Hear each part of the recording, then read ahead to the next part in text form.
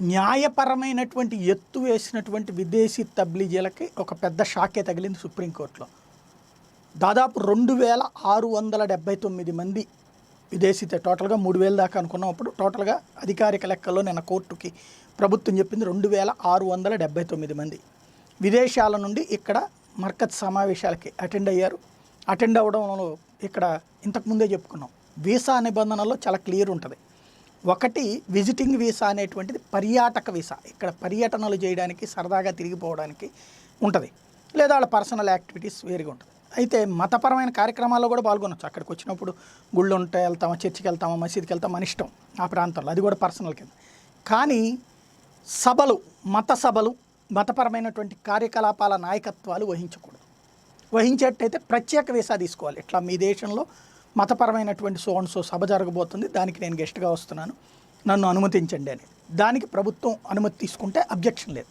కానీ వీళ్ళందరూ visiting visa మీద వచ్చి ఇక్కడ చేసినటువంటిది, వీళ్ళ వల్ల పాకినటువంటిది దేశవ్యాప్తంగా, వీళ్ళ వల్ల అక్కడ వాళ్ళకి, అక్కడ వాళ్ళ వల్ల దేశమంతా, ప్లస్ వీళ్ళు కూడా ప్రభుత్వం యాక్షన్ బిగిన్ చేయగానే తప్పించుకుంటే ఆ తర్వాత దేశవ్యాప్తంగా ఎక్కడికక్కడ పట్టుకుని ఓవరాల్గా ఎంతమంది తేలారంటే 2670. వీళ్ళందరికీ వీసాలు రద్దు చేసి వీళ్ళు ఒక కొత్త ఎత్తు వేశారు సుప్రీంకోర్టులో. నిన్న ఒక 36 మంది కలిసి ఒక పిటిషన్ ఏంటంటే, మేము ఆ దేశం నుండి వచ్చాం, ఇప్పుడు మా వీసా క్యాన్సిల్ చేశారు, ఇదే మమ్మల్ని రావద్దని బ్యాన్ పెట్టారు.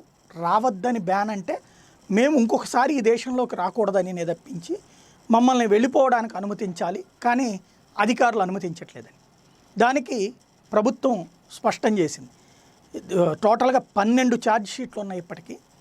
ఇక్కడ ఒక్కొక్క వ్యక్తి ఒక్కొక్క ఇండివిజువల్ కేసు కిందకు అవుతారు. ఆ వ్యక్తులు విడివిడిగా ఉంటుంది, వాళ్ళ మీద విచారణ జరుగుతుంది. ఆ విచారణలో వాళ్ళు కనుక వీసా నిబంధనలు ఉల్లంఘించలేదు అంటే కనుక ఇండివిజువల్గా వాళ్ళకి కేసు క్లియర్ అయిపోతుంది, అప్పుడు వాళ్ళు వెళ్ళిపోవచ్చు. అలా అందరినీ ఒక ఘాటన కట్టడానికి వీల్లేదు. ఇంకోటి, వీళ్ళు వచ్చిన పర్పస్ ఏంటి, ఇక్కడ చేసిన పర్పస్ ఏంటి అనే మాది ఇన్వెస్టిగేషన్స్ జరుగుతున్నాయి. ఇంకోటి, వీళ్ళ పాస్పోర్ట్లు ఇక్కడ క్యాన్సిల్ అయినాయి, వీసా క్యాన్సిల్ అయింది. క్యాన్సిల్ అవ్వడం అంటే ఇక్కడే ఉన్నట్టు.